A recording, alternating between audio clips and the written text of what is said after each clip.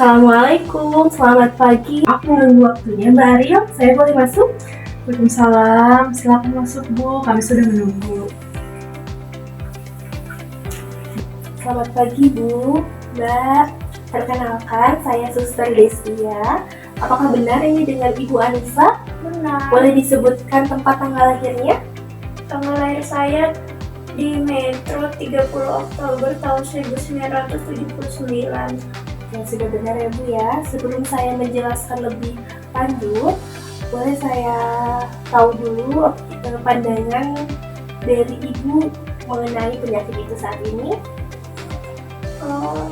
Awalnya tuh kemarin saya ngerasanya tuh pusing, lemas, terus juga mual gitu Saya pikir karena kayaknya saya telat makan deh, atau enggak gula darah saya lagi turun. Saya pikir juga begitu, soalnya ibu tuh udah dari lama emang punya diabetes, tapi belum pernah separah ini. Oke, terima kasih Mbak dan Ibu. Penjelasan dari Mbak dan Ibu tadi membantu saya untuk menjelaskan lebih lanjut. Sekarang saya ingin menjelaskan hasil pemeriksaan dan apa yang sedang terjadi pada Ibu. Tapi tentu saya ingin pastikan apakah Ibu dan Mbak Ariel siap menerima informasi secara lengkap? Boleh deh meskipun ya agak takut sih kedengarnya. Tolong jelaskan ya Bu, saya pengen bantu ibu dengan cara. Oke, saya jelaskan secara perlahan ya. Jangan ragu untuk bertanya. Bu Anissa, dari hasil lab dan gejala yang Ibu alami, kami menemukan bahwa Ibu mengalami ketoasidosis diabetikum atau disingkat KAD. KAD ini adalah kondisi serius di mana gula darah Ibu sangat tinggi dan tubuh Ibu kekurangan insulin. Apa sih tadi keto apa? Ketoasidosis diabetikum. Saya baru pertama dengar kalimat itu. Ketoasidosis ini terjadi saat tubuh Ibu tidak bisa menggunakan gula sebagai energi karena insulinnya tidak cukup. Akibatnya tubuh itu memecah lemak jadi energi dan menghasilkan zat yang bernama keton. Nah, keton ini membuat darah Ibu jadi terlalu asam seperti itu, Bu.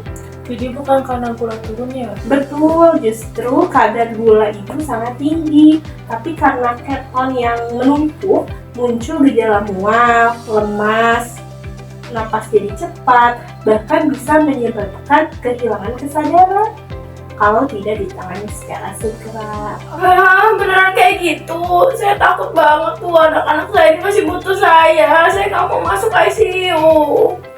Ibu, nggak usah khawatir, kita bisa jalanin ini sama-sama ya. Saya paham atas ketakutan Ibu. Ini adalah reaksi yang sangat wajar ketika Ibu mengetahui kondisi Ibu. Tapi Ibu jangan khawatir karena Ibu sudah berada di tempat yang tepat dan penanganan juga sudah dimulai. Jadi kita akan lakukan semaksimal mungkin. Kami tidak akan membiarkan Ibu melalui ini sendirian. Terima kasih ya Bu, saya merasa lebih tenang sekarang. Rencana ke depan, Bu Anissa akan dirawat dengan pengawasan ketat selama 2-3 hari di ruangan ICU. Kami akan berikan cairan infus, insulin secara teratur, dan pemantauan elektrolit serta asam basa tubuh. Setelah itu apa Ibu boleh pulang? Setelah kondisinya stabil, Ibu akan dirawat di ruang perawatan biasa. Kami juga akan ajarkan ulang tentang cara pemakaian insulin, pola makan, aktivitas fisik, dan tanda-tanda bahaya yang perlu dikenali. Saya merasa bersalah Bu, kadang-kadang saya ini ngelewatin jadwal suntik insulin. Ibu tidak sendiri, banyak pasien diabetes yang merasa kesulitan untuk rutinitas memakai insulin. Tapi disinilah kita sama-sama dan kami hadir untuk bantu Ibu membuat pola hidup yang lebih aman dan teratur. Yang terpenting sekarang, Bu Anissa jangan pernah merasa sendiri. Kami hadir untuk selalu menjaga Ibu dan kami akan terus dampingi. Untuk Mbak Ariel, peran keluarga juga sangat penting ya untuk keberhasilan pengobatan ini secara jangka panjang.